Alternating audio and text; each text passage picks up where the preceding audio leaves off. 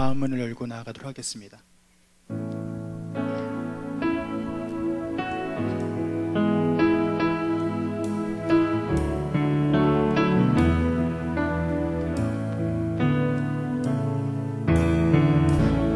민족의 가슴마다 피 묻은 그리스도를 심어 이 땅에 부르고 부른 그리스도의 계절이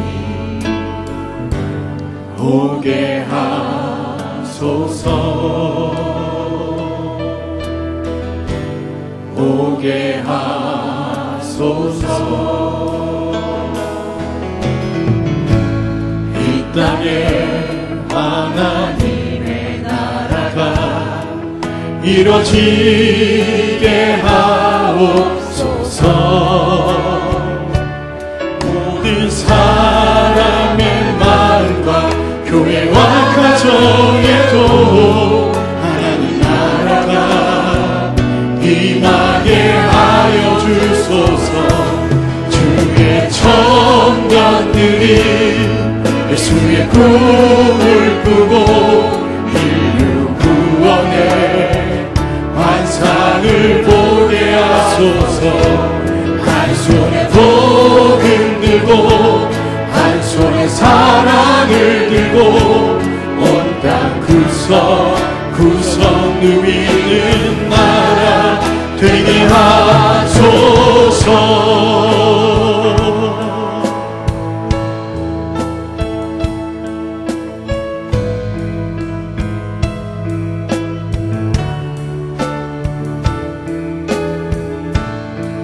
민족의 가슴마다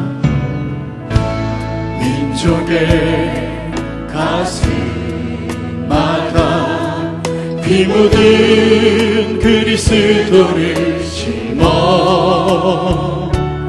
이 땅에 부르고 부른 그리스도의 계절이 오게 하소서, 오게 하소서. 이 땅에 하나님의 나라가 이루어지게 하옵소서. 모든 사람의 마음과 교회와 가정에도 하나님 나라가 임하게 하여 주소서. 주의 청년들이 예수의 꿈을 꾸고 인류 구원의 환상을 보게 하소서. 한 손에 복음 들고 한 손에 사랑을 들고 온 땅 구석 누리는 나라 되게 하소서. 이 땅 구석구석에서 예수를 주로 고백하게 하소서. 하늘의 뜻 이 땅에 이루어주소서. 주의 나라 되게 하소서. 주의 청년들이 예수의 꿈을 꾸고 인류 구원의 환상을 보게 하소서. 한 손에 복음 들고 한 손에 사랑을 들고 온 땅 구석 누리는 나라 되게 하소서. 주의 청년들이 예수의 꿈을 꾸고 인류 구원의 환상을 보게 하소서. 한 손에 복음 들고 한 손에 사랑을 들고 온 땅 구석 누리는 우리 오른손을 높이 들고 다시 한번 주의 청년들이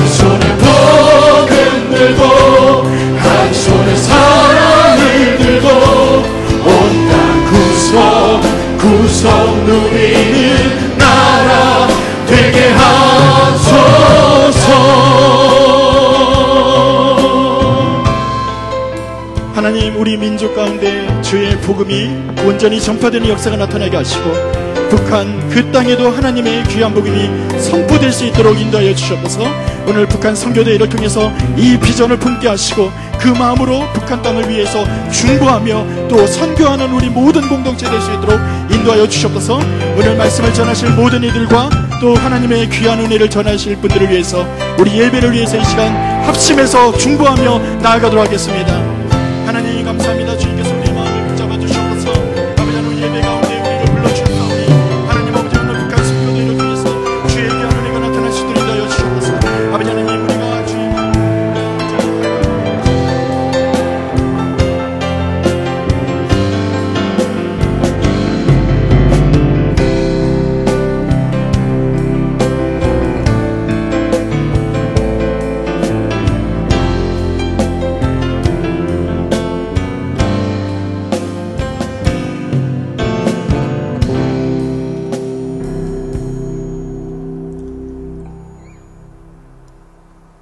잠깐 북한 선교특별위원회를 소개하는 영상을 잠깐 보시겠습니다. 하늘에 계신 아버지 거기 계시지요. 장군님은 전선으로 다 같이 불러봅시다.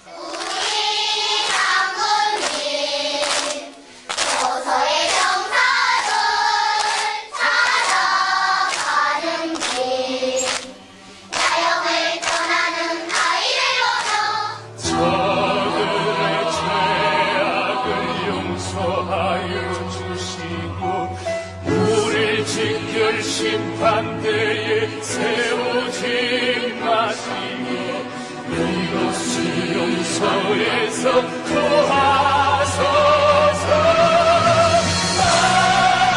북한 본수교의 전도사라는 리성숙 씨. 우리 신앙인들은 하느님은 곧 김일성 주석님이다. 나의 마음속에 있는 하느님은 곧 김일성 주석님이다. 이런 마음을 가지고 김일성 스님을 더 잘 믿고 예수가 죽었기 때문에 다시 태어난다. 이렇게는 그렇게 믿지 않습니다. 과거 시대에 사람이 죽었다 다시 산다는 걸 믿을 사람이 없다.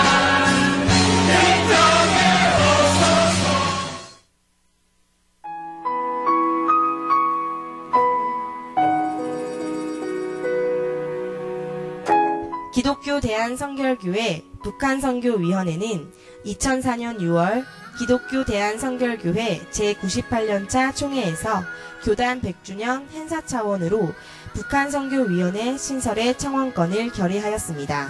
그리하여 북한선교위원회를 조직하게 되었습니다. 북한선교위원회 후원이사회 창립총회가 2006년 3월 23일 목요일에 개최되어 활발히 진행되었습니다. 북한선교위원회는 2008년 초순에 2회에 걸쳐서 북한 양강도 어느 시에 북한 주민들에게 필요한 생필품과 식량을 직접 전달하였습니다. 또 북한 선교를 위해서 금강산 및 개성공단을 방문하였으며 더 나아가 고아원과 노인센터 건립을 추진하던 중 금강산 피살사건, 연평도 포격사건 등으로 남북관계가 경색되어 사업이 중단되고 말았습니다. 그럼에도 불구하고 북한선교위원회는 북한선교 세미나 등을 통해 위원들의 북한선교 정책 방향과 실천사항들을 연구 발전시키고 있습니다. 이미 해방전 북한선결교회 134개 교회에 대해 재건 담당 교회를 배정하여 확정 관리 중에 있고 또한 북한 선교대회를 통하여 북한 선교의 비전을 전국교회로 확산시키고 있습니다. 북한선교위원회는 해방 전 옛 북한선결교회 재건사업과 통일 이후 선결교회 설립과 더 나아가 북한 주민 돕기 운동 등을 통해 통일 이후 북한교회 재건과 복음 확장을 준비하고자 합니다.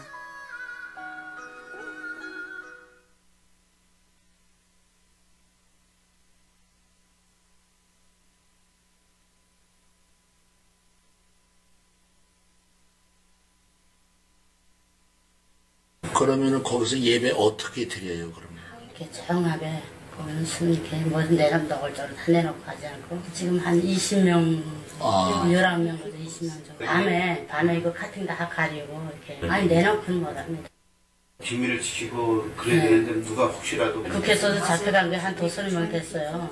누가 이렇게 그렇기 때문에 다른 것은 아니죠. 그저 기술 많이 해주십시오. 빨리 개방됐고. 네. 이게 우상 아예 내려놓고 하나님 아버지만 믿고 우리를 죄에서 구원해 주신 구세주 예수님만을 믿고 주님.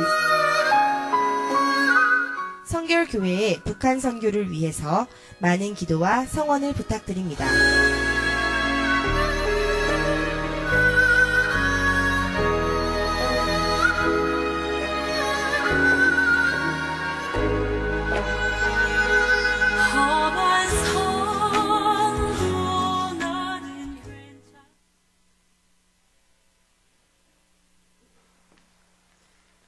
다 일어나셔서 애국가 1절만 부르겠습니다.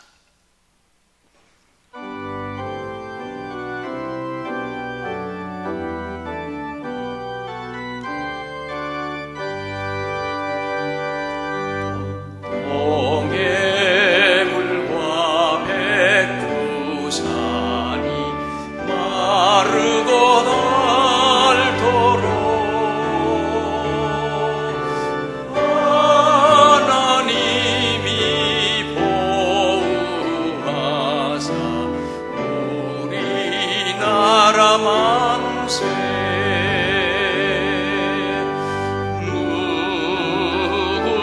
무궁화 상천리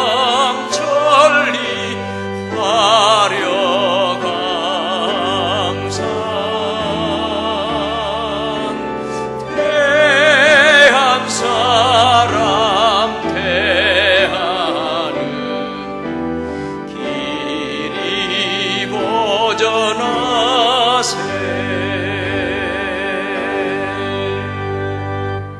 묵도하시겠습니다. 이 땅 대한민국을 사랑하시고 우리 교단을 사랑하시며 북한 선교회에게 특별한 사명을 주시고 오늘 주의 이름으로 모여서 특별히 제13회 북한 선교대회를 가질 수 있도록 인도해 주신 아버지 하나님, 하나님이 이 집회를 통해서도 영광을 거두시옵소서. 오늘 또 세우시는 주의 종을 통해서 우리에게 말씀하실 때에 우리의 기도 제목을 찾게 해 주시고 남은 생애 동안 특별히 주께서 주신 선교의 사명을 감당하는 저희들 다 되게 하여 주시옵소서. 예수 그리스도의 이름으로 기원하옵나이다. 아멘. 사도신경으로 우리의 신앙을 고백합니다. 나는 전능하신 아버지 하나님 천지의 창조주를 믿습니다. 나는 그의 유일하신 아들 우리 주 예수 그리스도를 믿습니다. 그는 성령으로 잉태되어 동정녀 마리아에게서 나시고 본디오 빌라도에게 고난을 받아 십자가에 못 박혀 죽으시고 장사된 지 사흘 만에 죽은 자 가운데서 다시 살아나셨으며 하늘에 오르시어 전능하신 아버지 하나님 우편에 앉아 계시다가 거기로부터 살아있는 자와 죽은 자를 심판하러 오십니다. 나는 성령을 믿으며 거룩한 공교회와 성도의 교제와 죄를 용서받는 것과 몸의 부활과 영생을 믿습니다. 아멘. 다 앉으시겠습니다. 507장 찬송 부른 후에 협동총무이신 장석규 목사님 기도하시겠습니다.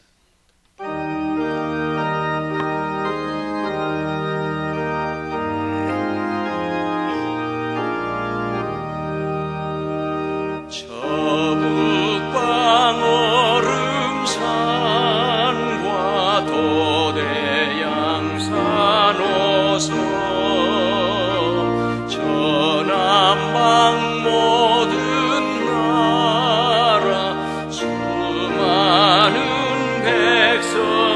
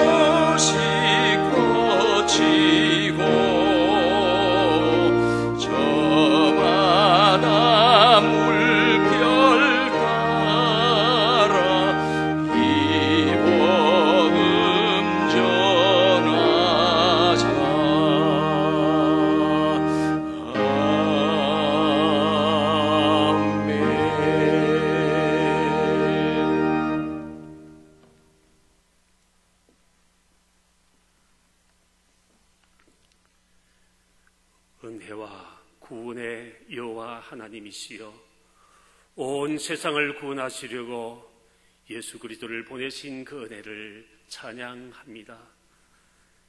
오늘 저녁 창대하고 아름다운 성전을 세워 말씀의 삶 공동체를 세워가는 주의 몸된 교회 성락교회를 통하여 북신이 선교대회를 열게 하시고, 또한 이 나라 한반도 통일을 위하여 수고해온 우리 윤영관 교수님을 귀한 강선으로 보내주셔서 13번째로 북한 선교대회를 열게 하심을 감사드립니다.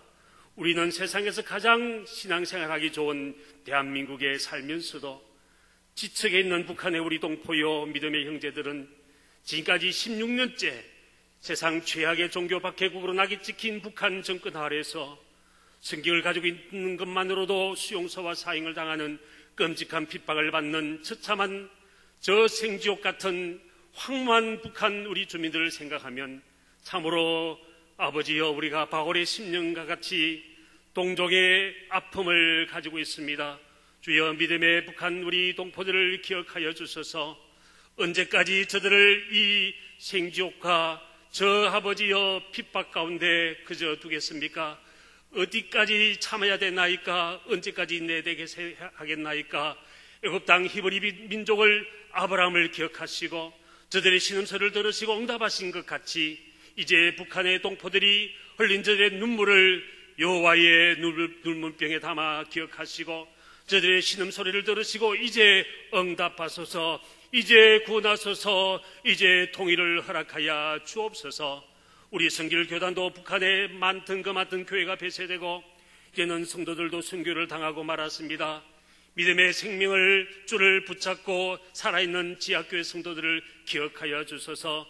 꺼져가는 등불도 끄지 않는 하나님이시여, 속히 북한을 통일시키고 북한 지하교회 성도들이 마음껏 주를 찬양하며 예배를 드리며 주여 교회에 함께 모여 예배드리는 그날을 허락하여 주시옵소서. 이를 위하여 우리 기독교 대한성결교회 북한 선교회를 재건하셨으니 우리 북선이가 남북 통일과 북한교회 재건과 북한 선교회를 향한 귀중한 사명을 감당할 수 있도록 이제 우리 항전위원회도 세워주시고 동참하는 북한 선교회에 동참하는 많은 교회들을 세워주시고 북선이의 사역을 지평을 넓혀게 도와주옵소서. 지금까지 구원의 일을 행하신 하나님이시여, 참으로 오늘 저녁 세우신 우리 강사님을 통하여 성령으로 붙들어 주시고 우리의 심령에 다시 북한 선교에 대한 소명의 불씨를 다시 지피는 계기가 되게 하여 주시옵소서. 그래야 성결교회 많은 지교회들이 또한 북한 선교에 동참함으로 복음 통일, 자유민주주의 통일을 이루는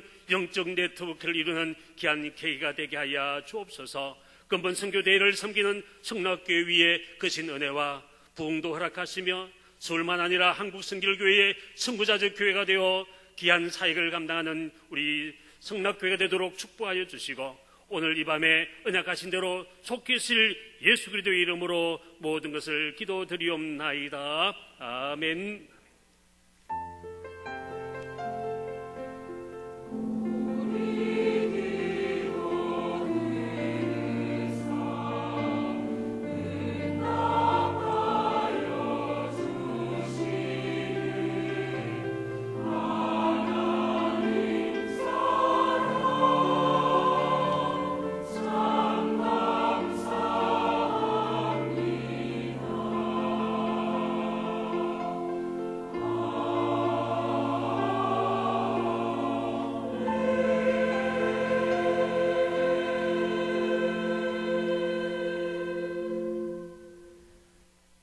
이제 본 위원회 회계이시고 인천교회 섬기시는 박상신 권사님 성경 봉독해 주시고 이어서 본교회 드보라 찬양대 찬양이 있겠습니다. 사도행전 1장 8절의 말씀을 봉독해 드리겠습니다. 오직 성령이 너에게 임하시면 너희가 권능을 받고 예루살렘과 온 유대와 사마리아와 땅끝까지 이르러 내 증인이 되리라 하시니라. 아멘.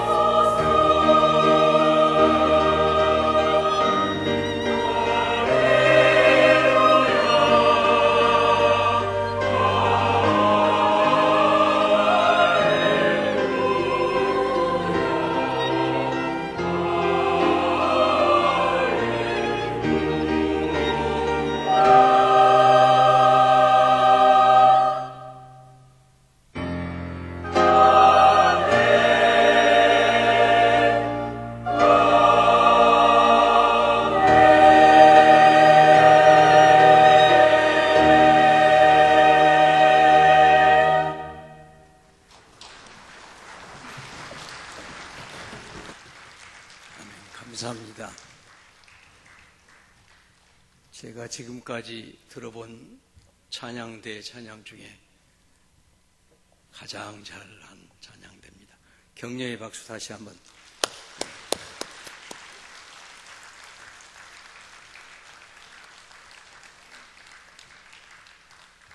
고맙습니다. 강사 윤영관 박사님 소개해 드리겠습니다. 서울대 물리대 외교학과를 졸업하시고 미국의 존스 홉킨스대에서 국제정치학으로 박사학위를 받으셨습니다. 캘리포니아대 정치학 조교수를 하셨고 서울대학에서 26년, 27년 동안 외교학과 교수로 수고하셨고 32대 외교통상부 장관으로 재직하셨고 현재는 미래전략연구원 상임 고문, 한반도 평화연구원 원장님이시고 아세안 플러스 3 동아시아 비전그룹 2 공동 의장이시고 여러 저서가 있고 또 수상 경력은 제가 생략하겠습니다. 가장 마음에 드는 부분은 소망교회 집사님이십니다. 네, 오늘 나오셔서 말씀해 주실 때 우리에게 좋은 깨달음 또 채찍이 되기를 바랍니다.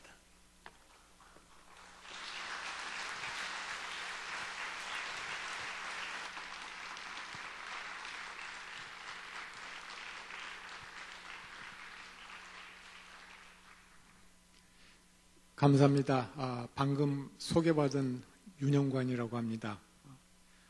이렇게 귀한 자리에 여러분들과 함께 하게 된 것을 영광으로 생각하고 대한선결교회 13회 선교대회에 이렇게 초대해 주신 여러분, 특히 지영은 목사님께 감사드립니다. 저에게 주어진 짧은 시간이지만 오늘 우리 한반도가 처해 있는 그런 상황을 좀 살펴보시면서 가능하다면 핵 문제와 관련해서 요즘 관심들이 많으실 텐데 그 부분도 잠깐 말씀을 드리고 또 우리 믿는 사람들 입장에서 지금 이렇게 전개되는 이러한 상황을 어떻게 생각해야 될까 하는 부분에 대해서 제 소견도 좀 말씀드리고 할까 싶습니다. 저는 대개 이제 이런 강연을 하게 될 때마다 지도를 한번 보십시다 하면서 이렇게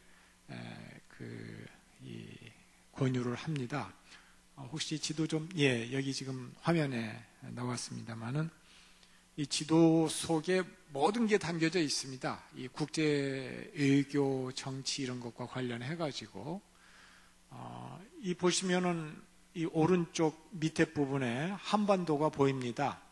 남북으로 이렇게 나뉘어져 가지고 갈라져 있는데 그 옆에 보시면은 엄청나게 큰 땅덩어리를 가진 중국이 버티고 있고요. 서쪽에. 그 다음에 북쪽으로 이렇게 노란색이 이제 러시아입니다. 그리고 이제 동쪽으로는 일본이 자리하고 있고 여기 지도에는 안 나와 있습니다만 이제 태평양 건너서 미국이 있습니다. 근데 잘 아시다시피 이 네 나라는 세계에서 아마도 가장 강한 나라들 네 나라라고 이 얘기를 할 수가 있습니다. 우선 옆에 있는 중국은 한국의 땅덩어리 크기로 말하면 한 100배, 그리고 한반도 전체 땅덩어리로 말하면 한 50배 정도 됩니다. 인구는 14억이라고 그러죠. 우리의 몇십 배가 됩니다. 저쪽 러시아는 땅덩어리가 세계에서 가장 큰 나라이고 이 1990년대 전까지만 하더라도 소련이 거기에 자리 잡고 있어가지고 소련이 공산권 국가의 종주국으로서 미국과 대결하던 그런 나라였습니다. 그 다음에 이 일본은 세계 경제력 3위 국가입니다. 한 4, 5년 전까지만 하더라도 2위 국가였는데 경제력 한 3위 정도 되는 나라고, 우리하고는 역사적인 이 악연이 있기 때문에 관계가 썩 그렇게 매끄럽지는 않습니다만은 지금 뭐 노벨상 탄 사람만 해도 뭐 20몇 명이 나올 정도로 저력이 있는 나라입니다. 그 다음에 이제 태평양 건너서 미국이 있는데, 미국은 그야말로 세계 최대 강국이죠. 군사적으로도 그렇고 경제적으로도 그렇고. 요즘에는 중국이 상당히 경제적으로 커져가지고 경제 발전을 갖다가 한 매년 10%씩 뭐 한 30년 이상 해 오다 보니까 미국하고 거의 엇비슷하게 커졌습니다, 경제력이. 그러나 아직도 군사력 면에 있어서는 미국의 한 4분의 1 정도 그렇게 평가들을 합니다. 아직도 약합니다. 그런 대국이 미국인데, 지금 여러분들이 집에 가셔가지고 세계 지도를 놓고 어디를 찾아보셔도 이런 한국 같은 나라가 없습니다. 무슨 말씀이냐면은 아주 작은 나라 반도인데 주변에 둘러싸고 있는 네 나라가 모두 세계에서 1, 2, 3, 4등 하는 아주 센 나라들, 그런 나라들에 둘러싸여 있는 나라는 없다라고 하는 말씀이죠. 아주 여기에 참 한국의 어려움이 있었습니다. 옛날서부터. 이 네 나라들끼리 자기들끼리 서로 경쟁을 하는 겁니다. 한반도에서 누가 지배적인 영향력을 미칠 것인가, 누가 한반도를 먹을 것인가, 어떻게 한반도를 나눌 것인가, 이걸 가지고 자기들끼리 이렇게 치고받고 싸우고 경쟁을 해왔습니다. 그러다 보니까 이 한반도에 사는 한민족의 운명이 순탄할 수가 없었죠. 여러분들 기억하시겠습니다마는 명량이라고 하는 영화 보셨을 겁니다, 많이. 그 영화가 바로 임진왜란을 배경으로 만든 영화였는데, 그게 1592년에 터진 전쟁이었죠. 그때 일본의 이 왜군의 이 수장이 도요토미 히데요시인데, 이 도요토미 히데요시가 조선의 조정을 향해서 무엇을 요구를 하느냐면은, 우리가 지금 명나라를 치러 갈 거다. 이 중국 대륙의 그 명나라를 치러 갈 텐데 길을 비켜달라, 이런 얘기를 합니다. 이게 말도 안 되는 얘기죠. 남의 나라 주권이 있는데 길을 비켜달라, 뭐 이게 말이 안 되는 일이죠. 그래서 결국은 조선과 명나라가 손을 잡고 왜군을 물리쳤죠. 그때 도요토미 히데요시가 했던 얘기가 정명가도입니다. 명을 정벌하러 갈 테니까 길을 비켜달라. 근데 그 한마디에 우리 한민족의 이 어려움이 그대로 담겨져 있는 겁니다.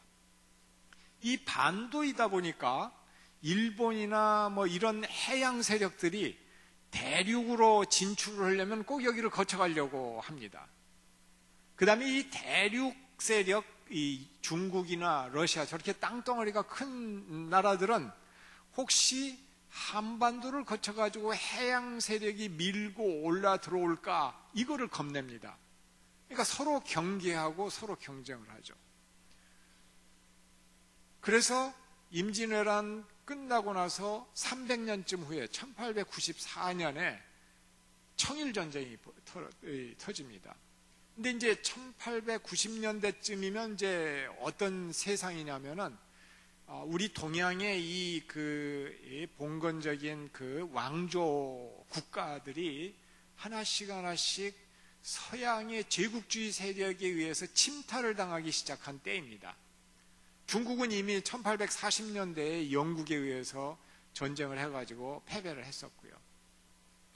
그런데 19세기 후반, 1800년대 후반으로 넘어오면서 일본은 정신을 바짝 차렸습니다. 우리하고 똑같이 나라 문호를 걸어 잠그고 외국하고 교류를 않고 그렇게 살던 사람들이었는데, 그때 미국의 그 흑선이라고 해가지고 요즘으로 말하자면은 군함입니다. 군함이 이 도쿄만 앞으로 이렇게 들어와가지고 시위를 하는데 그걸 보고 깜짝 놀랐습니다. 무슨 저런 괴물과 같은 엄청난 무시무시한 배가 있느냐. 충격을 받아가지고 그 후에 문호를 개방하고 서양의 과학기술, 문명 이런 걸 받아들여서 경제 발전을 시도를 했습니다. 그래서 순식간에 제국주의 국가가 되어버렸습니다.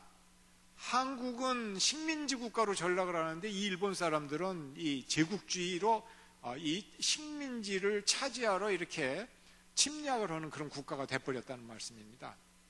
몇십 년 사이에, 한 20년 사이에. 근데 우리 한국은, 우리 조선은 이 지도자들이 서로 단합하지 못하고 국력을 결집시키지 못하고 그래가지고 이리 흔들리고 저리 흔들리고 하다가 결국은 식민지가 된 겁니다. 그런데 이 1894년에 청일전쟁이라고 하는 건 뭐냐면은 이 일본이 이 한반도, 조선을 먹어야 되겠는데 거기에 걸리적거리는 반대 세력, 국가가 두 나라가 있는데 하나는 청나라, 당시에는 이제 청나라로 바뀌었습니다. 청나라, 그리고 북쪽에는 러시아였습니다. 이 두 나라하고 전쟁을 해서 이겨야만 한반도를 먹게 돼 있는 겁니다.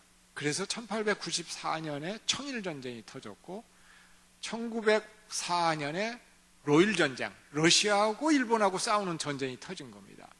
근데 이 두 전쟁에서 일본이 승리를 한 겁니다. 그러니까 승리를 하고 나서는 더 이상 거칠 것 없이 1905년에 을사늑약을 체결을 해서 우리의 외교권을 박탈을 하고 1910년에는 병합을 한 겁니다. 그래서 35년 동안 얼마나 우리 이 선조들이, 조상들이 힘들게 살았는지, 그런 건 아마 여러분들께서 부모님이나 할머님이나 뭐 이런 그 할아버지 통해 가지고 많이 들으셨을 겁니다. 얼마나 우리 민족이 서름을 당하고 수탈을 당했는지. 그래서 이제 1945년이 됐습니다. 35년이 지난 거예요, 식민지에서. 그러면 이제 일제 식민지에서 해방이 됐으니까 좀 나라답게 살아보자, 이렇게 생각을 해야 될 판인데 웬걸 또 다른 고초가 밀려 들어왔습니다. 그게 뭐냐? 분단입니다. 분단. 남북이 분단된 거예요. 1945년 8월 달에. 근데 어떻게 해서 분단이 됐는가? 이것도 보면은 강대국끼리의 세력 다툼이에요. 보면은 결과적으로. 그리고 그 와중에 우리 민족의 힘은 너무 약했어요. 1945년 8월의 상황은 이제 2차 대전이 막바지에 끝나가는 상황이었습니다. 근데 2차 대전은 유럽에서도 싸움이 전개됐었고 아시아에서도 전쟁이 전개됐었는데 유럽 전쟁에서는 이미 히틀러나 무소리니나 다 항복을 하고 정리가 된 상태였습니다. 남아있는 거는 이 태평양 쪽의 전쟁인데 이때는 일본하고 미국이 싸우고 있었습니다. 그런데 이 2차 대전 때 미국하고 소련하고 영국, 프랑스 이런 나라들이 한 편을 먹었었거든요. 그러니까는 미국의 대통령이 소련의 스탈린에게 계속 부탁을 합니다. 우리 태평양에서 일본하고 혼자 싸우려니까 너무 힘들다. 그러니까 당신네들은 그 당신네 나라로부터 육지로 해가지고 만주로 해서 쭉 내려오면서 일본군을 항복을 받아내면 좋지 않겠느냐. 왜냐하면 일본 애들이 뻔히 망할 것을 알면서도, 질 거를 알면서도 끝까지 버틴다. 그래가지고 여러분들 가미까지 특공대 뭐 이런 얘기 들어보셨을 겁니다.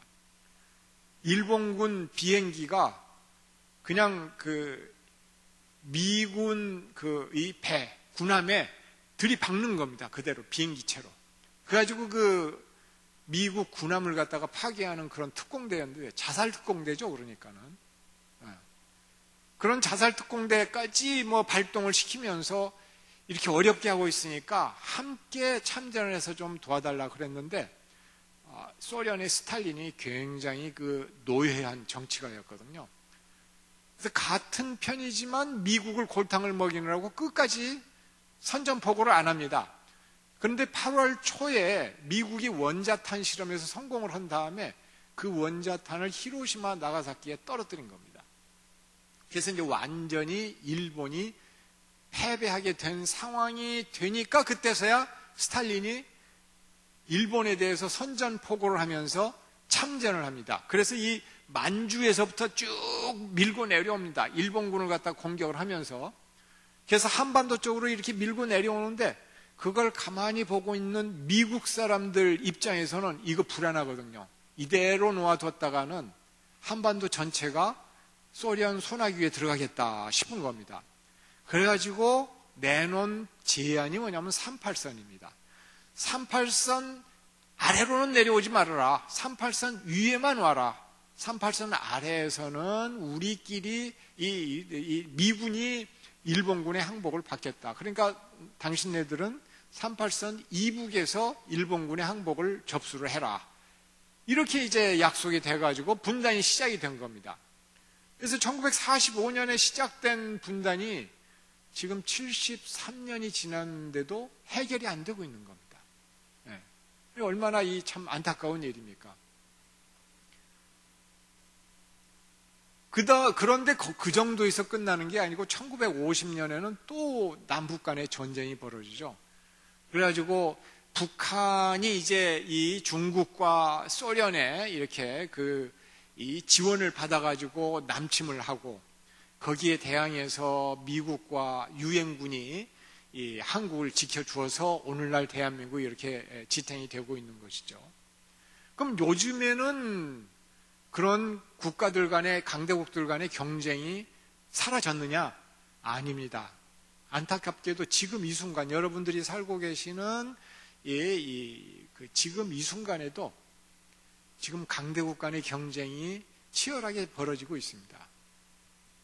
냉전 시대 때는 미국하고 소련이 경쟁을 했는데 한반도를 놓고서 지금은 한반도를 놓고서 중국하고 미국이 아주 경쟁을 치열하게 하고 있습니다. 중국이 사실은 아주 못 사는 나라였잖아요.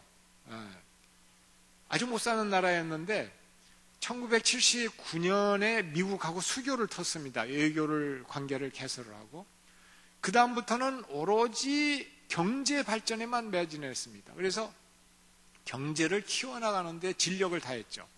그래서 오늘날과 같은 잘 사는 나라가 됐거든요.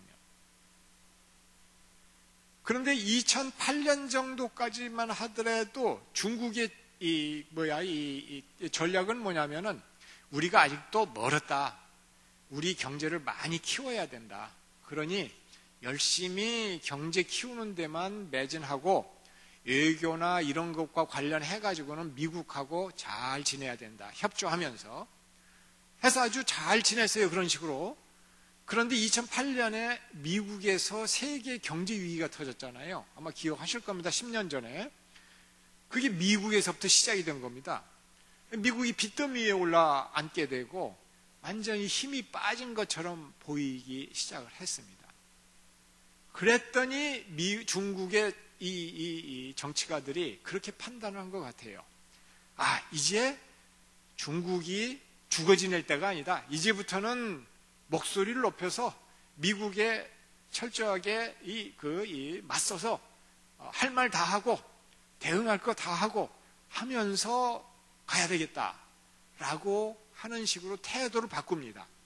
그래서 2009년, 2010년부터 중국 외교가 완전히 강성 외교, 공세 외교로 바뀌게 됩니다. 그래서 이 중국 사람들 생각은 뭐냐면은 이 한반도를 어떻게 해서든지 중국의 영향권 안에 품어안아야 되겠다 이겁니다. 그러려면은 한반도, 특히 남쪽에서 미군을 밀어내고 가능하면은 이 미국의 영향력을 축소시키는 것, 이것이 목표입니다. 중국에. 그래서 그런 여러 가지 노력들을 알게 모르게 많이 하고 있죠. 가능하다면 아마도 일본에 있는 그 미군까지 다 밀어내고 싶어 할 겁니다. 그런데 일본 사람들은 미국하고 완전히 찰떡궁합입니다. 그래서 동맹이 아주 강하게 맺어져 가지고 그걸 가지고서 이 중국에 대항해야 되겠다, 이런 전략으로 나오기 때문에 중국이 함부로 또 일본은 건드리지를 못합니다. 그런데 한국은 보면은 미국하고 동맹 관계이긴 하지만 경제적으로 중국에 의존을 너무 심하게 하고 있고, 그러니까 이거는 시간 문제일 것 같거든요. 그러니까 계속 해가지고 좀 사이를 벌려놓으려고, 한국과 미국과. 반면에 미국은 어떻게 해서든지 자기네들의 그 발판을 유지를 하려고 합니다. 그래서 한미동맹을 강화하고 이 미일 동맹을 강화하고 해서 버티려고 합니다. 그래서 미국과 중국 간의 경쟁이 굉장히 심하게 진행이 되고 있다라고 하는 것이죠. 여러분들 아마 기억하실 겁니다. 작년에 사드 미사일을 한국에 배치했다고 해가지고 중국이 경제 제재를 했거든요. 가지고 롯데 같은 회사는 지금 완전히 철수를 해버렸죠. 장사를 못하게 만들어버린 겁니다. 근데 그게 왜 그랬겠습니까? 사실 그 사드라고 하는 미사일은 자기네들을 타겟으로 한 게 아니고요. 북한만 한정해가지고 들여다볼 수 있는 레이더가 옆에 붙어 있습니다. 근데 중국 사람들이 계속해서 우기는 겁니다. 이게 중국을 들여다보려고 한다. 그래서 미국의 오바마 대통령 마지막 해에 미국 관리들이 우리가 기술적으로 그게 왜 불가능한지 설명해 줄게. 당신네 기술자 군인 다 보내라. 우리가 다 설명해 줄게. 회의를 하자. 근데 회의를 거부를 합니다. 자신이 있으면 회의에 나와서 설명을 해야죠. 왜 미국 주장이 틀렸는지. 그렇지는 않고 거부를 합니다. 그러면서 애꿎은 한국에게만 압박을 가한 겁니다. 그건 뭐냐면은 정말로 이 레이더가 위험하고 자기네들을 타겟을 하고 그래서 그런 게 아니라 앞으로 한국은 중국의 뜻에 거스르는 행동을 하지 말라라는 식으로 길들이기 작업을 한 것 같아요. 그런 성격이 아주 농후합니다. 그게 뭐냐면은 미국과 중국 간의 전략적인 경쟁이 한반도에서 그렇게 아주 심각하게 진행이 되고 있다라고 하는 것이죠. 그러면 이제 이런 상황에서 우리가 우리의 기도 제목인 한반도 평화 또 통일, 이거를 어떻게 달성을 해나가야 될 건가, 이걸 우리가 함께 고민을 해봐야 될 때입니다. 그래서 그 부분에 대한 저의 짧은 생각을 좀 말씀을 드리고자 합니다. 사실 저는요, 이 지도를 보시면은 미국, 중국, 일본, 러시아 이 네 나라에 둘러싸여 있습니다. 근데 이 네 나라 모두 공식적으로는 한반도의 평화 통일을 지지한다, 이렇게 되어 있습니다. 근데 저는 속마음을 들여다보면은 이 네 나라의 정치 지도자들의 생각은 좀 다를 거다라고 생각합니다. 왜냐? 한번 생각을 해보십시오. 이 중국의 입장에서 한국 사람들이 서로 통일을 하고 싶다고 그래가지고 도와줬습니다. 통일을 도와줘서 통일 한국이 만들어졌는데, 이 통일 한국 정부가 일본하고 미국하고 이런 나라들하고 아주 가까워져 가지고 또 거기에 호주 이런 나라들까지 가입을 하고 해가지고 이 중국을 포위하는 그런 연합전선에 참여를 하게 된다. 그러면 어떻게 되겠습니까? 이 중국 사람들 입장에서는 이 참 후회가 막급할 겁니다. 왜냐?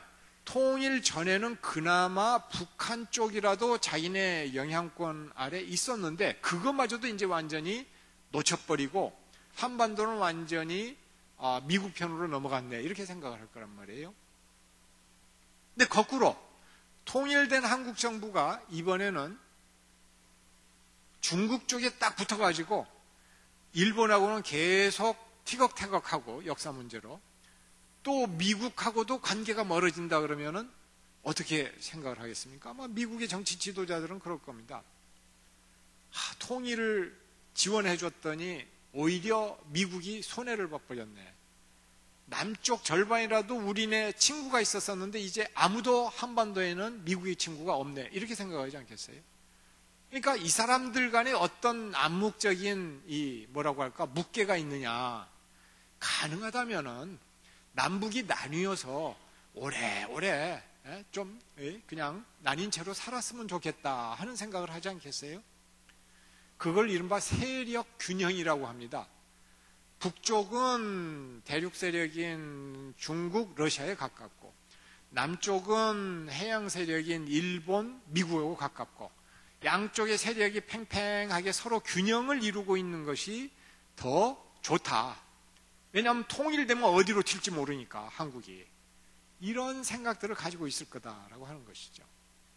그래서 저는 그런 얘기를 합니다.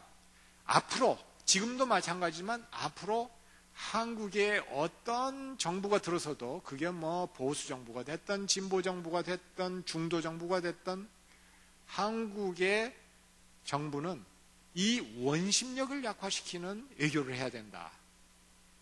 무슨 말씀이냐면은 주변 국가들이 모두 나서서 한반도가 통일이 되는 것이 자기네들한테 오히려 이득이 된다.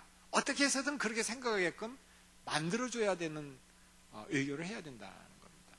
그래서 원심력을 약화를 시키고 주변 네 나라가 다 진심으로 한반도의 평화와 통일을 원하게끔 만들어줘야 된다는 것이죠.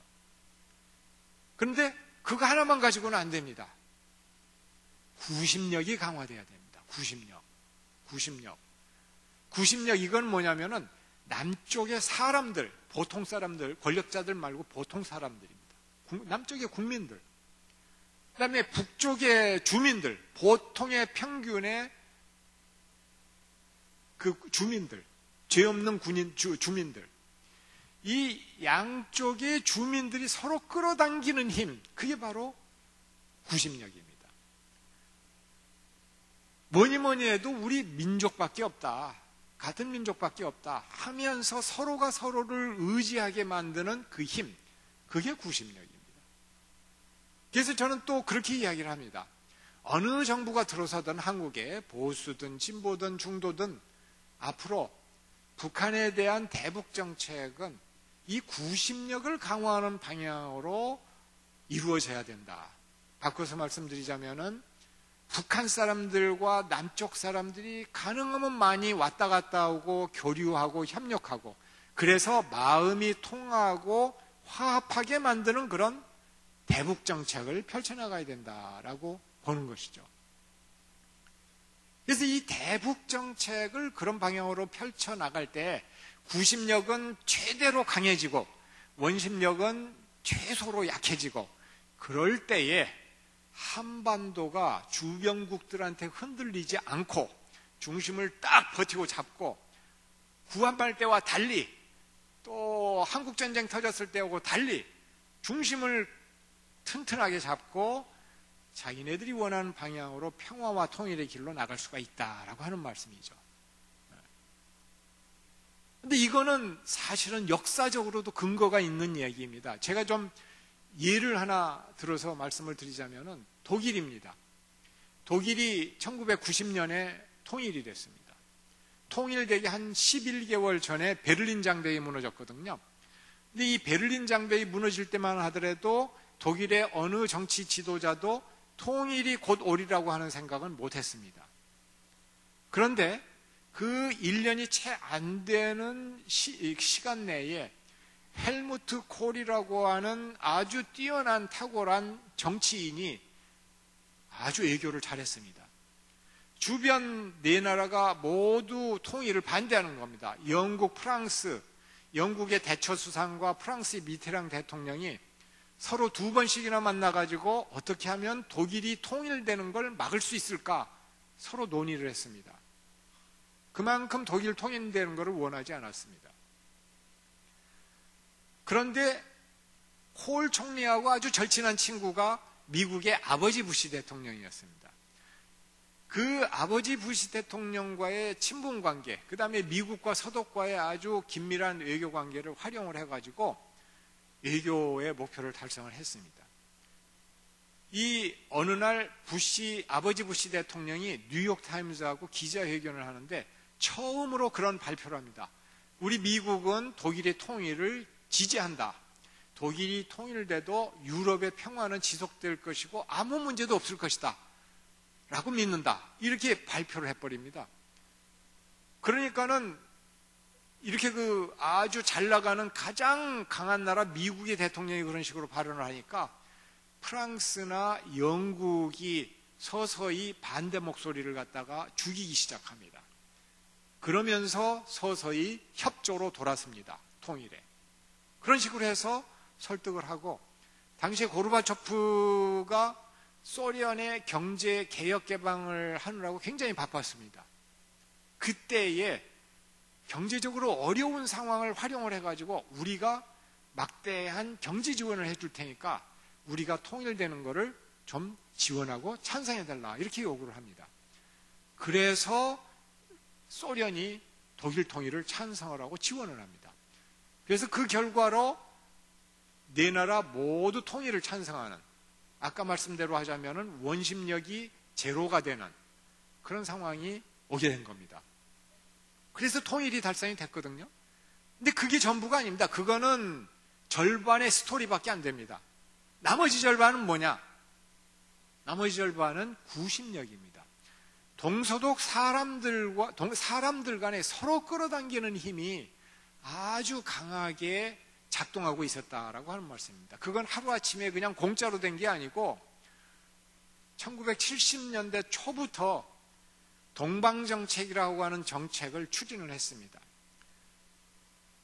서독의 3인당이라고 하는 진보 정당이 내건 외교 전략인데, 이거는 뭐냐면은 그동안에는 민주주의 국가들과의 동맹만 강조를 했습니다. 그래서 미국, 영국, 프랑스 이런 나라들과의 관계만 강조를 했었는데, 이번엔 그거 가지고는 안 된다.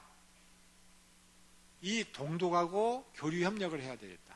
그리고 동독을 후원하고 있는 공산 진영하고도 관계를 개선해야 되겠다. 이런 정책이 바로 동방정책입니다. 그래가지고 동방정책을 1970년대부터 시작을 해가지고 20년 동안 중단 없이 지속을 했습니다. 통일될 때까지. 그래가지고 그 사이에 독일 교회와 서독 교회와 동독 교회가 서로 협력하고 수많은 물자가 오고 가고 지원을 하고 동독 사람들이 방문하고 서독 사람들이 방문하고 하는 일들이 쌓이다 보니까 독일 사람들의 마음이, 동독 사람들의 마음이 서독으로 향하게 된 겁니다. 그래서 통일된 시점에 투표를 했어요, 동독 사람들.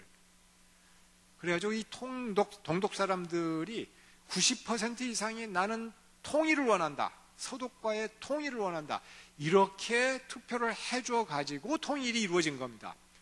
서독이 경제력이 아주 앞서가고 힘이 좋아서 흡수 통일을 했다? 그거는 오해입니다.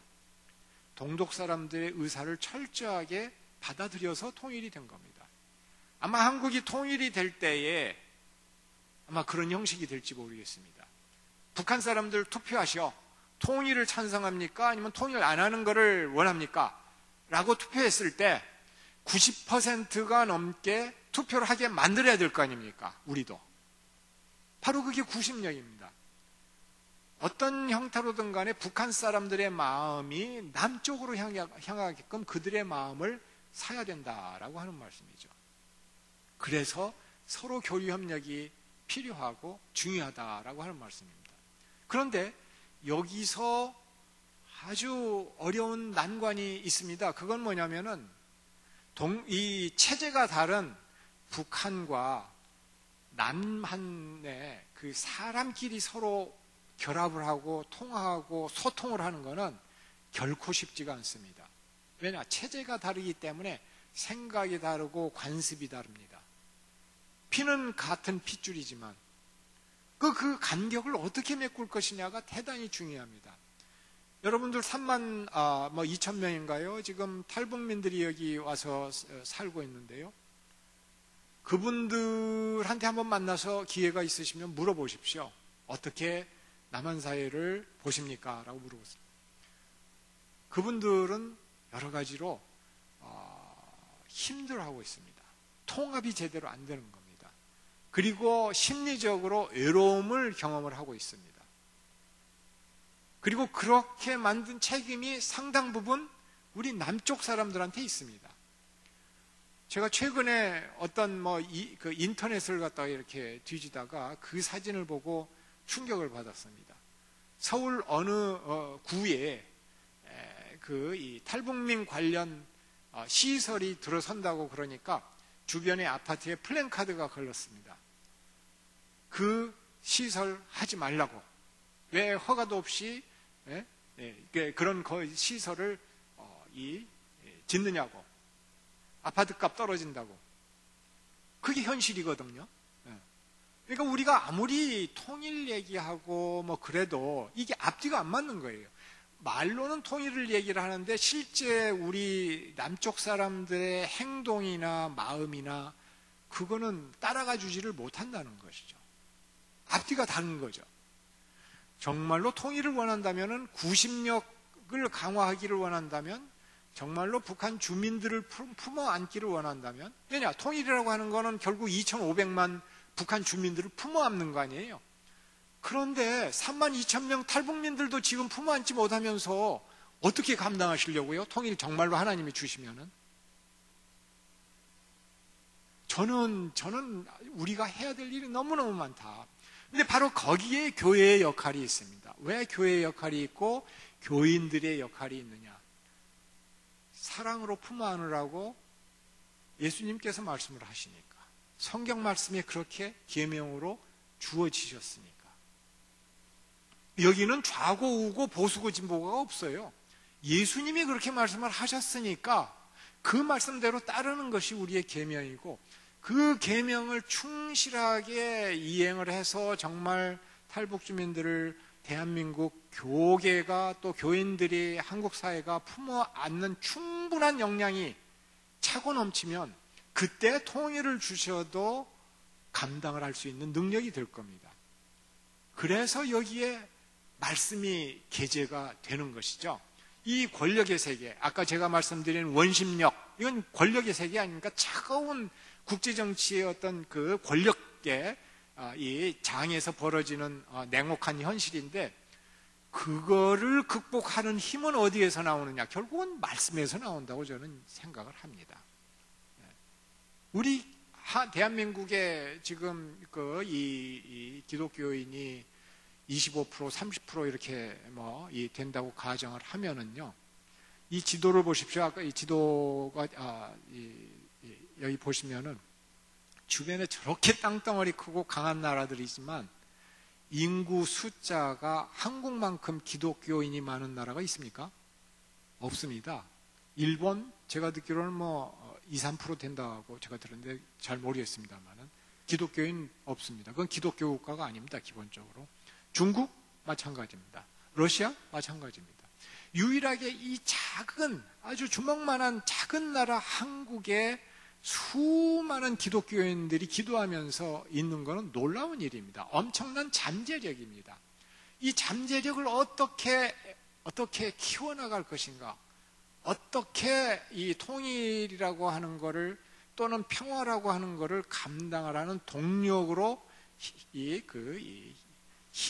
현실화 시킬 것인가, 이게 우리의 사명이고 과제죠. 그래서 저는 한국의 교회의 사명이 대단히 강하다, 이렇게 대단히 중요하다, 이렇게 생각을 하고 항상 강조를 합니다. 그래서 주변에 여러분들 탈북 주민들이 있고 그러면은 따뜻하게 품 하나 주시고 기도하고 그러시기를 바랍니다. 그런 의미에서 저는 지영은 목사님께서 남북 나눔운동 이사장 맡으셔가지고 사역하시는 거에 대해서 굉장히 기쁘게 생각하고 또 격려를 해드립니다. 그러한 움직임이 도처에서 벌어지고 했을 때에 우리에게 정말 꿈을 달성할 수 있는 힘이 있다, 이렇게 보는 것이죠. 제가 잠깐 핵 문제 말씀드리겠습니다. 여러분들 요즘 굉장히 핵 문제에 관심이 크실 텐데요. 이 핵은 북한이 1990년대 소련이 망하고 세상이 바뀐 다음에 제대로 적응을 못해서 일어난 현상입니다. 순리대로라고 한다면 과거의 공산국가들처럼 사회주의를 버리고 시장경제로 전환을 하고 주민들을 위해서 고군분투를 해야 되는데 그거는 안 하고 그렇게 하면은 정치적인 이 지배 체제가 약화될까 봐 가지고 대신 개발한 것이 원자탄입니다. 이 핵을 개발한 겁니다. 근데 이 핵을 개발하면은 이거를 운반하는 수단이 있어야 되거든요. 그게 미사일입니다. 근데 미사일이 여러 종류가 있는데 남쪽을 치는 스커드 미사일, 그 다음에 일본에 있는 미군을 때리는 노동 미사일, 그 다음에 저쪽 태평양의 괌 기지를 때리는 무수단 미사일, 이것만 개발한 게 아니고요. 작년 7월 달에 북한이 성공적으로 실험한 게 ICBM입니다. 화성 14호라고 해가지고 이거는 이 미사일에다가 핵 탄두를 갖다가 장착을 해가지고 미국의 어느 도시든지 다 공격할 수 있는 무기입니다. 그러니까 완전히 미국이 뒤집어진 거예요. 이거 어떻게 해야 되느냐 해가지고 트럼프 대통령이 등장을 해가지고 맥시멈 프레셔 이 얘기합니다. 최대한으로 압박을 한다. 쥐어짠다 북한을. 그래서 경제적으로 엄청난 경제 제재를 했습니다. 최초로 중국이 여기에 협조하기 시작해가지고 그게 작동하기 시작한 겁니다. 그래서 북한이 작년 수준의 경제 제재가 지속이 되면 올해 마이너스 5% 경제 성장이라고 그래요. 그러니까 경제가 쪼그라드는 겁니다. 그렇게 되면은 김정은 위원장의 지지 기반이 흔들리는 겁니다. 그렇기 때문에도 아마 올 초에 외교 무대에 본격적으로 나와서 이렇게 호응을 하고 있는 것 같습니다. 게다가 항공모함 전단을 3개씩이나 한반도 근해에 배치를 하는데 항공모함 전단 하나에 엄청난 화력이 집중이 됩니다. 거기에 순양함, 구축함, 그 다음에 핵 잠수함 해가지고 엄청난 숫자의 이 핵미사일들이 장착이 되어 있는데 그걸 3개씩이나 4월달, 7월달 해가지고 2번씩이나 한반도에 배치를 합니다. 그래서 거의 전쟁이 날 뻔했습니다. 제가 알고 있는 미국 친구 이 학자는 한반도에서 전쟁이 날 확률이 50%다라고 작년 11월 달에 그렇게 얘기를 했었어요. 그 정도로 위태위태했습니다. 그런 상황에서 우리 정부가 평창 올림픽 외교를 펼쳤습니다. 그래서 어떻게 해서든지 그런 대결 상황은 끝내야 되겠다 해가지고 평창 올림픽을 해가지고 북한 대표들 불러오고 북한 이 고위급 인사들 서울로 불러오고 해가지고 대화 나누고 우리 특사가 평양 가고 하는 와중에 김정은 위원장이 처음으로 핵을 포기하겠다 이런 얘기를 한 겁니다. 그래서 트럼프하고 이제 1차 회담이 벌어지고 남북한 간에 3번에 걸친 정상회담이 벌어지고 그랬던 것이죠. 그래서 많은 진전이 있었습니다. 최소한 지금은 전쟁 걱정은 안 하니까 어떻게 하면 실제로 북한의 핵을 제거할 건가 그걸 가지고 이제 서로 이렇게 부딪히고 그러기는 합니다만은 근데 지금 우리는 어떻게 해서든지 남북한 간에 전쟁 없는 상태를 만들어내려고 합니다. 근데 지금 이 온 기회가 그렇게 오래 지속되리라는 보장이 없습니다. 언제 트럼프가 어떻게 될지 알겠습니까? 트럼프가 유일하게 처음으로 북한을 포용을 하는 그런 외교를 펼치고 있기 때문에 이 기회를 잡아가지고 뭔가 남북한 간에 영원한 평화체제를 만들어야 되겠다 해가지고 지금 저렇게 동분서주하고 있습니다. 그래서 이제 남북한 간의 군사합의도 만들어지고 그랬는데 문제는 뭐냐면 아직도 미국하고 북한 간에 핵을 어떻게 폐기를 하느냐 문제를 놓고서 갈등이 있습니다. 미국은 한꺼번에 모든 리스트를 내놔라 이렇게 요구를 하고 북한은 우리가 당신네들 못 믿는데 어떻게 그걸 내주냐 종전선언부터 하자 이렇게 얘기를 하고 해가지고 부딪히고 있거든요. 그래서 지금 내일 모레 그 4번째로 이 폼페이오하고 김영철하고 뉴욕에서 만나기로 했다는데 오늘 오면서 뉴스 들으니까 그게 취소됐대요. 그만큼 협상이 지금 어렵습니다. 근데 어찌됐든 그 협상이 풀려가지고 제재가 풀리고 북한은 핵을 폐기를 하고 제재가 풀리면은 남북한 간의 교류 협력이 본격적으로 진행이 될 겁니다. 경제 협력도 그때부터 본격적으로 될 거고. 그러면 아까 말씀드린 남북한 간의 교류 협력이 아주 급속도로 진전이 될 것이고 그러면은 구심력이 강화돼 가지고 그동안 거의 바닥 수준으로 약화돼 버린 남북 간의 구심력을 강화시킬 수 있는 계기가 올 것이라고 저는 기대해 봅니다. 그래서 저는 여러분들께서도 함께 참 그 부분과 관련된 기도를 많이 해주셨으면 좋겠어요. 첫째는 지금 진행되고 있는 북한과 미국 간의 협상이 어려움을 극복하고 잘 타결될 수 있도록, 그래야 아까 말씀드린 원심력이 약화되니까. 두 번째로는 이 남북한 간의 평화를 지속시키고자 하는 우리의 노력이 결실을 맺을 수 있도록, 특히 우리 정부의 그 노력이 결실을 맺을 수 있도록. 세 번째로는 우리 마음속에 정말로 탈북민들과 북한 동포들을 사랑하는 마음을 주십시오 하고, 그래서 그 어떤 그 예수님의 말씀을 정말로 믿는 사람으로서 계명에 따라서 충실하게 지켜나가는 사람이 되게끔 해주세요 하고 기도를 해주셨으면 감사하겠습니다. 경청해 주셔서 감사합니다.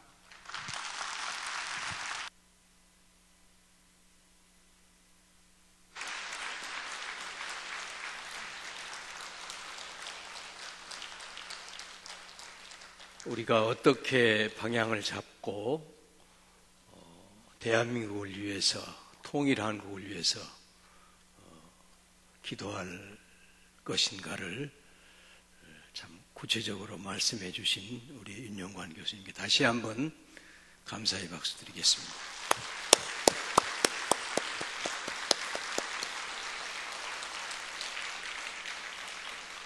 감사합니다. 이제 기도의 시간을 갖겠습니다. 협동총무이시고 성광교회 시무하시는 박상원 목사님께서 나라와 민족의 번영과 남북 위정자를 위해서, 이어서 본교회 북한선교부 부장이신 이서구 장로님께서 국가안보와 평화적 남북 통일을 위해서, 본위원회 감사이시고 울산교회 시무하신 최종현 장로님께서 북한교회 성도들과 교회 재건을 위해서 세 분이 이어서 기도해 주시겠습니다.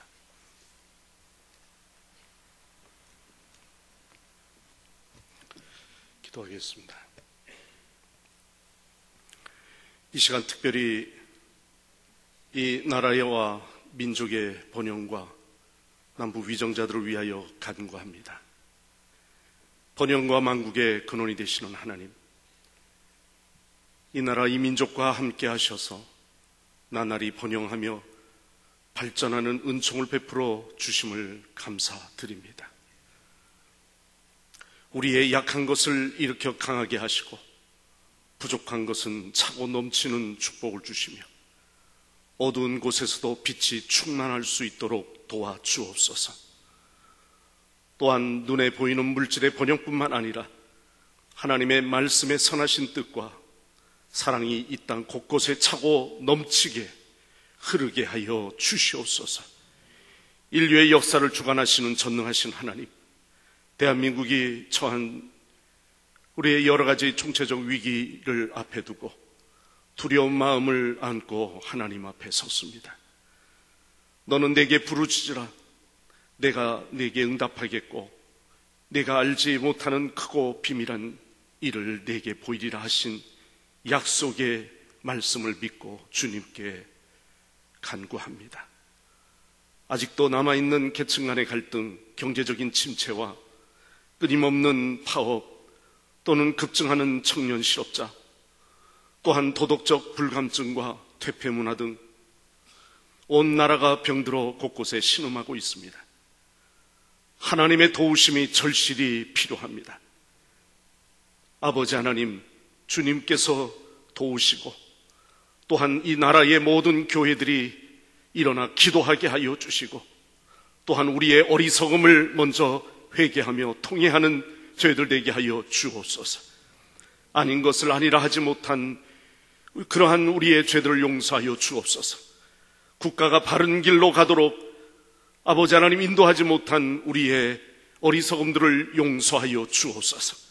나라와 민족의 긴박한 문제들을 놓고 하나님 앞에 통해 자복하오니 모든 역사의 주인이 되시며 온 세계를 통치하시는 살아계신 하나님, 우리의 간구함을 들어 응답하여 주옵소서. 또한 우리 대통령과 위정자들을 위하여 기도합니다.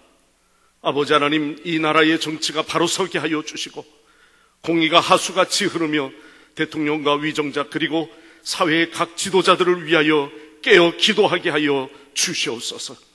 하나님을 두려워하며 경외하는 그러한 대통령과 위정자가 되게 하여 주옵소서. 하나님께 지혜를 구하는 다윗과 솔로몬과 같은 그러한 대통령과 위정자가 나타나게 하여 주시고 하나님의 뜻을 쫓는 대통령과 위정자들이 일어나게 하여 주옵소서. 백성을 섬기는 대통령과 위정자가 되게 하여 주시옵소서. 뜨거운 가슴으로 국민을 감동시키는 대통령이 되게 하시고 또한 국민의 아픔을 나누며 싸매주는 대통령이 되게 하시며 또한 민의를 수념하여 존경받는 그러한 대통령 또한 위정자들이 되게 인도하여 주옵소서. 정책을 개발하고 또 법안을 만들 때에 대한민국의 정체성을 훼손하는 일이 없도록 아버지 하나님 도우시고 또한 국민을 단합시켜 미래를 향하여 전진하는 정책들이 실행될 수 있도록 위정자들을 주관하여 주시옵소서. 중대한 결단을 할 때 하나님께 기도하는 그러한 우리 대통령과 위정자들이 될 수 있도록 주여 인도하여 주옵소서. 기도하는 민족을 지켜주시는 우리 주 예수님의 이름으로 기도하옵나이다. 아멘.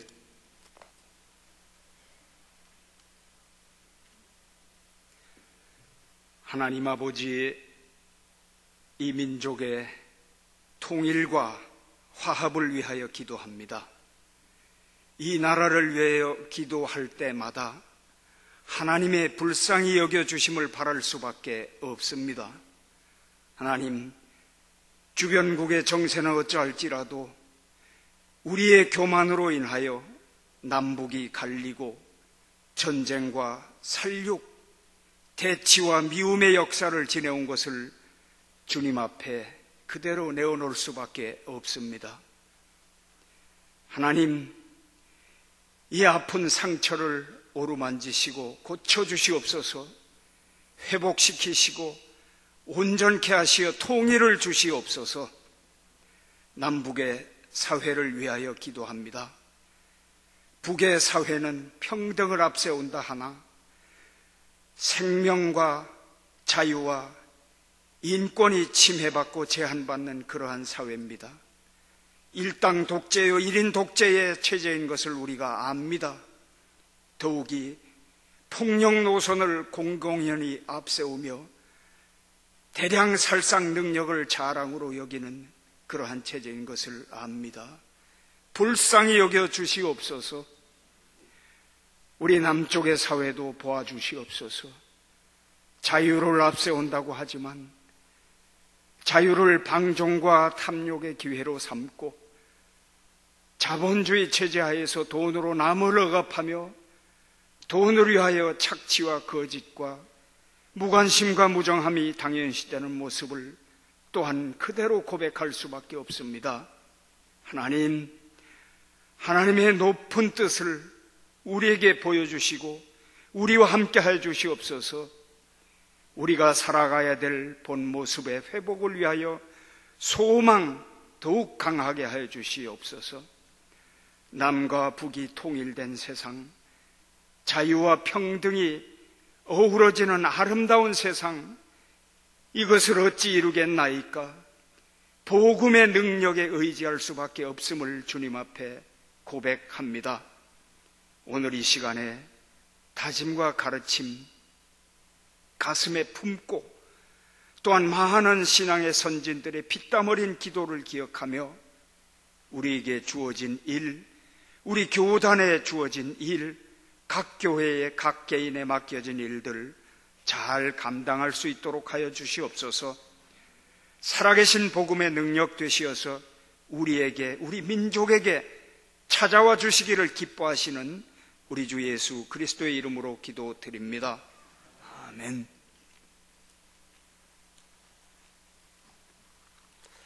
아버지 하나님, 이 선교대회를 통하여 북한교회 성도들과 교회 재건을 위하여 기도할 수 있도록 은혜 베풀어 주심을 감사드립니다.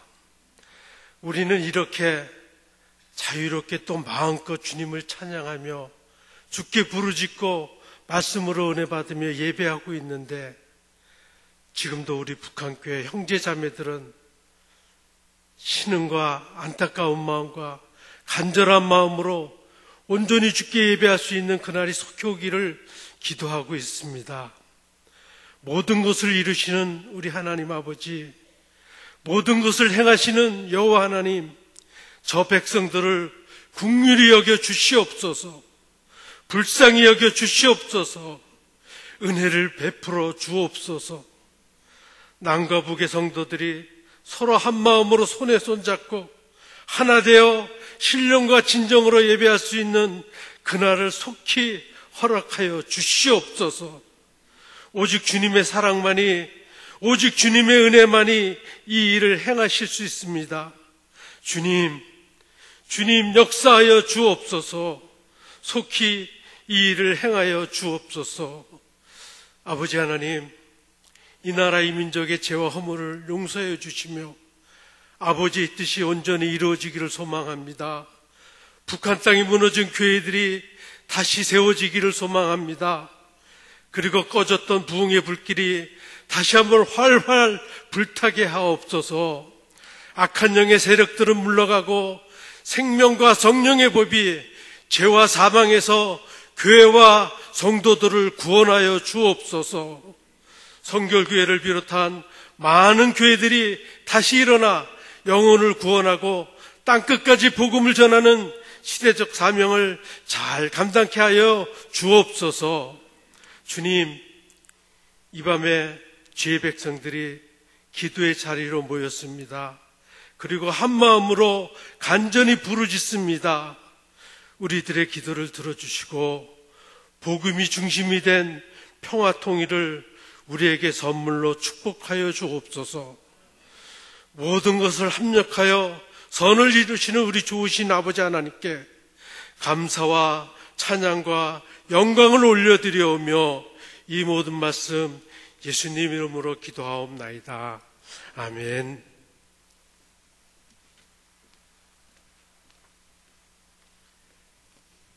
감사합니다. 이제 우리 교단 총회장님 윤성원 목사님 아주 바쁜 일정 가운데서도 특별히 우리에게 오셔서 축사의 말씀 해주신 것을 감사하게 생각합니다. 오시겠습니다.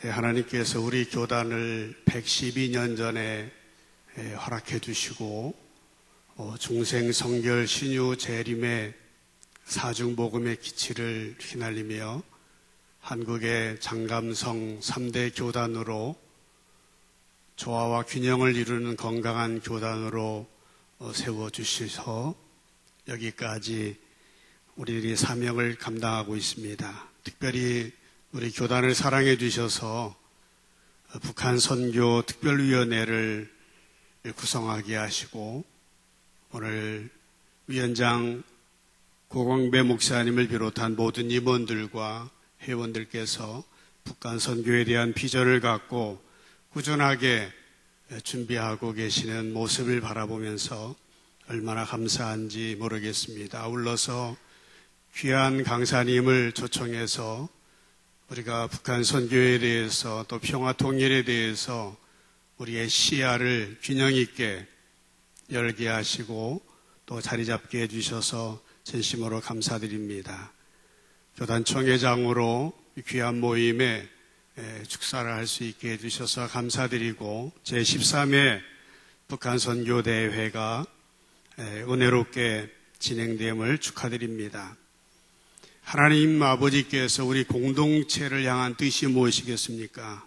뭐니 해도 대화하고 소통하며 화합하고 통일하고 하나가 되는 일이라고 생각합니다. 성령께서 하나 되게 하신 것을 힘써 지키라고 하시는 그 말씀을 우리들은 마음에 새기고 있는 것이죠. 그러나 오늘 우리 현실은 어떠합니까? 교수님께서도 말씀하셨지만은 남북 대화와 통일에 대한 많은 의견들이 첨예하게 충돌되어지고 있는 것이 사실입니다. 이곳에 있는 성도님들의 생각도 다양하리라고 생각합니다.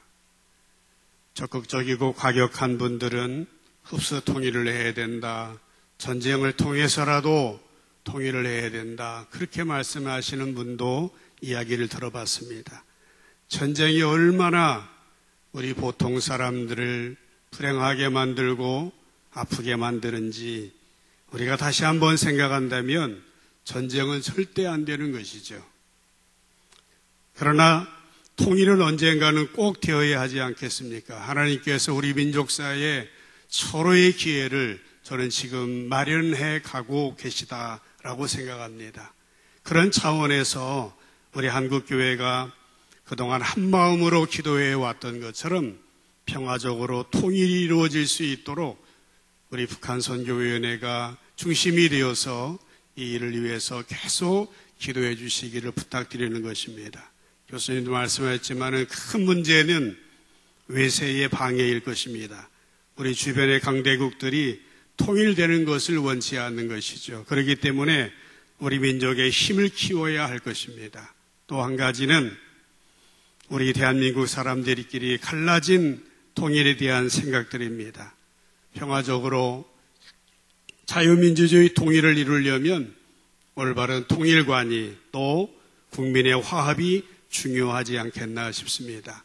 독일 교회를 예로 들어 주셨던 것처럼 분단 중에서도 그들은 계속해서 교류하고 소통하였던 것을 기억하고 지금도 북한 지하에서 피눈물로 기도하는 성도들을 생각하면서 우리가 마음의 준비를 하고 한마음 한뜻이 되어야 되겠다 생각합니다.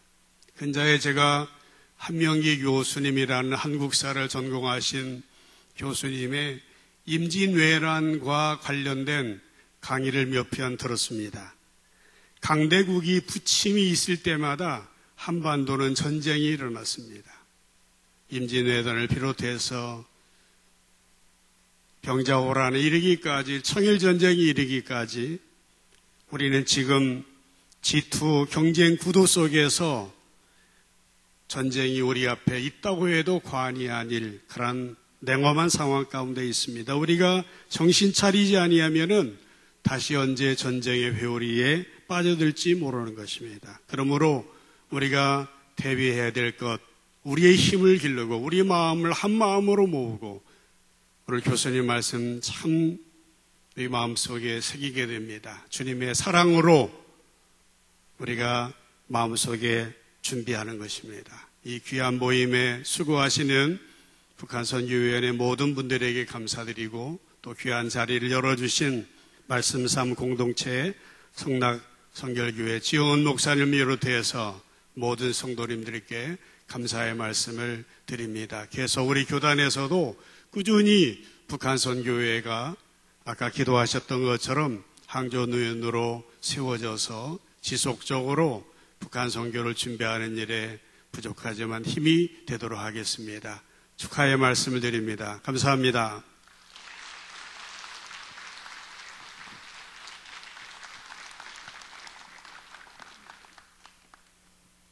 감사합니다. 특별히 이 남북 나눔 재단 일을 책임지고 계신 지영은 목사님 교회에 와서 이렇게 제13차 북한 선교대회를 갖게 된 것을 참 기쁘게 생각합니다. 담임 목사님 이제 격려의 말씀해 주시겠습니다.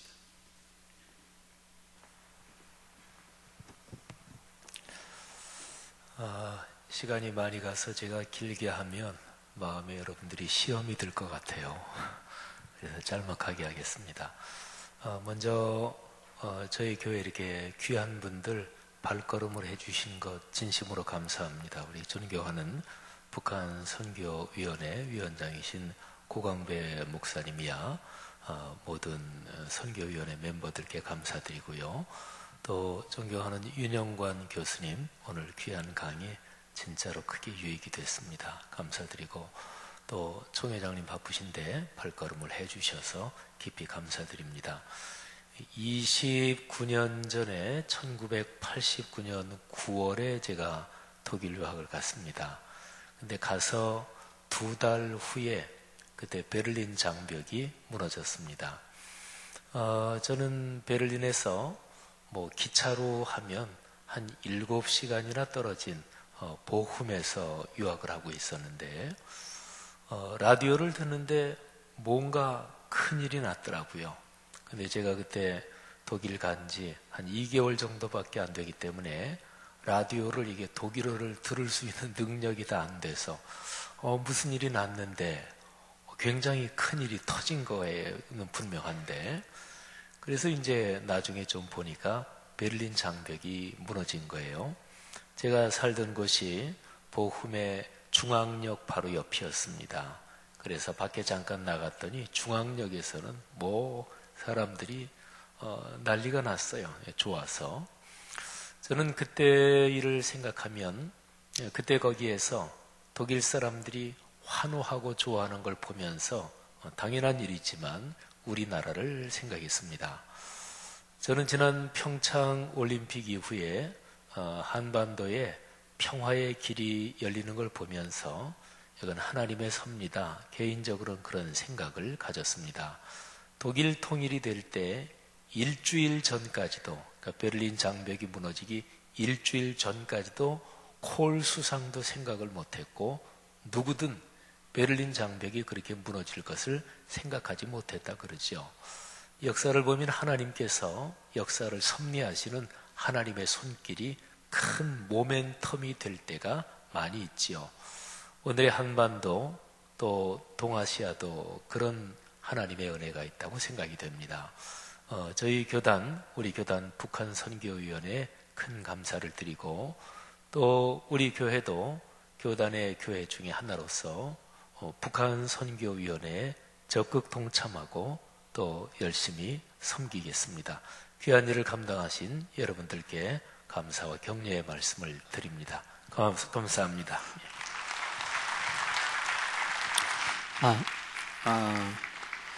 이어서 우리 선교비 전달 바로 갖도록 하겠습니다.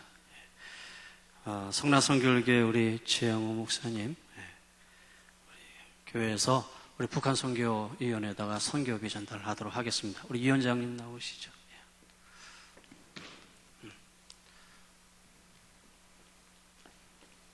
네, 고맙습니다. 그리고 이번에 또 특별히 우리 전국 장로회에서요, 전국 장로회 회장이신 우리 김성호 장로님께서 저희 특별위원회 부위원장님이신데 장로회에서 또 이렇게 선교비 전달하도록 하겠습니다.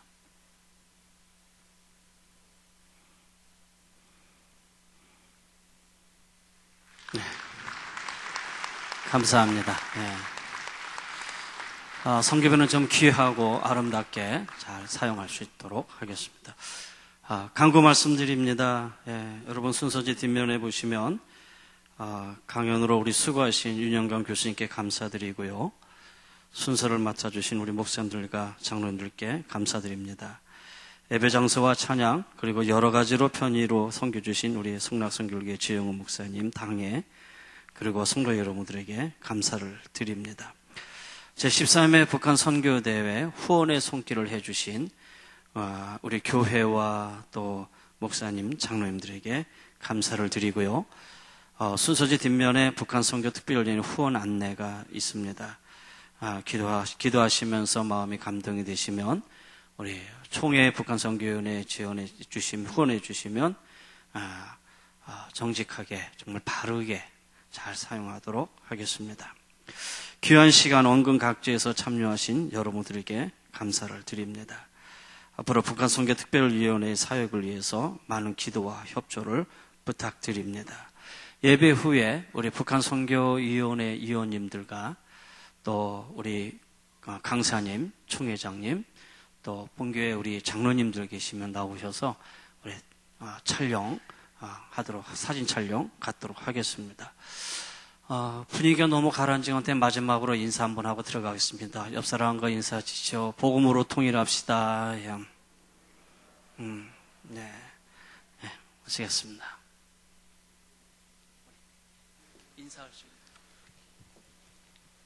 다시 한번 성락교회 그리고 지영은 목사님에게 감사를 드립니다.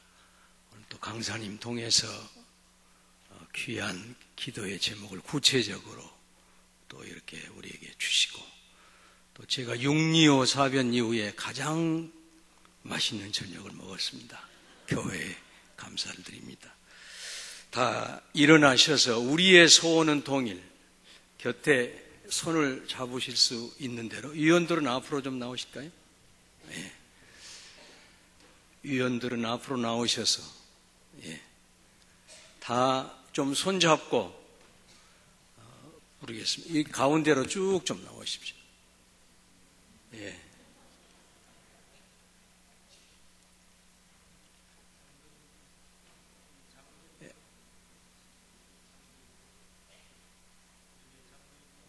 예. 장로님들도 나오시고, 또 다 우리 손을 잡고 우리의 소원은 통일, 꿈에도 소원은 통일 두 번 부르고, 자문이신 육준수 원로 목사님 나오셔서 축도해 주시고 모든 걸 마치도록 하겠습니다. 우리의 소원은 통일.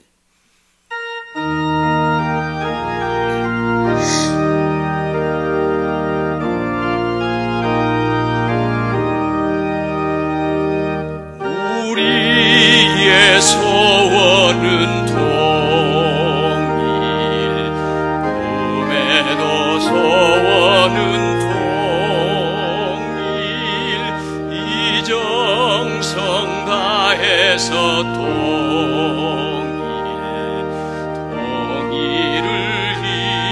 이루자. 이 결에 살리는 이 나라 살리는 통일, 이 나라 살리는 통일이어서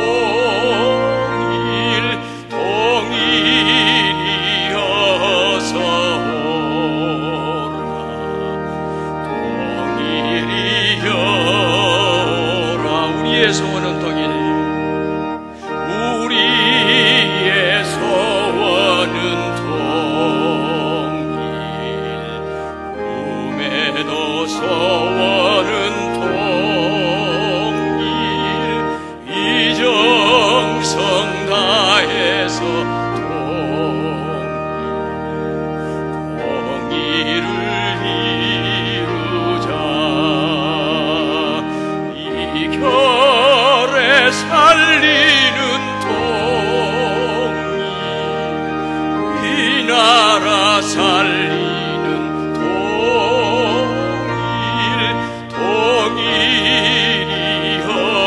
통일이어서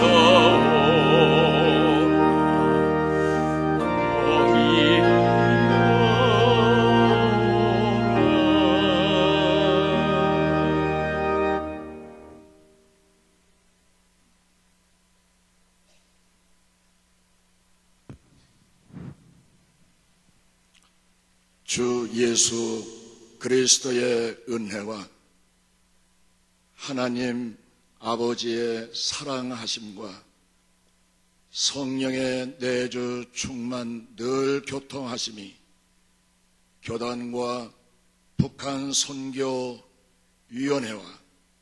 성락교회와 오늘 통일을 원하여 기도하러 나온 모든 자들을 위해 영원토록 함께 하시기를 축원하옵나이다. 아멘.